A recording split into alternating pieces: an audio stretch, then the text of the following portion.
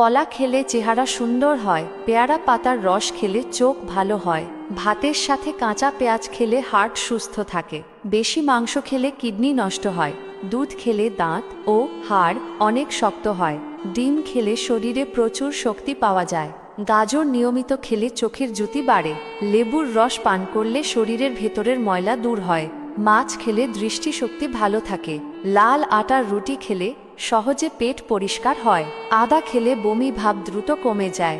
আর একটি কথা, আপনি যদি সত্যিকারের একজন পরোপকারী এবং ভালো মনের মানুষ হয়ে থাকেন, তাহলে আমি বিশ্বাস করি আপনি শেয়ার করবেন, কারণ আপনার একটি শেয়ারে কার উপকার হয়ে যাবে এটা কেউ বলতে পারবে না। এই বিষয়ে রাসূলুল্লাহ সাল্লাল্লাহু আলাইহি ওয়াসাল্লাম বলেছেন, যে ব্যক্তি মানুষের উপকার করে আল্লাহ তার উপকার করেন।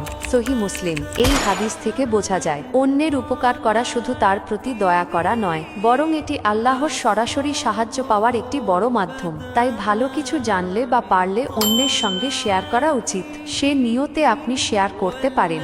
আল্লাহ যেন আপনার এই উপকার কবুল করেন। আমিন। ধন্যবাদ। আসসালামু আলাইকুম।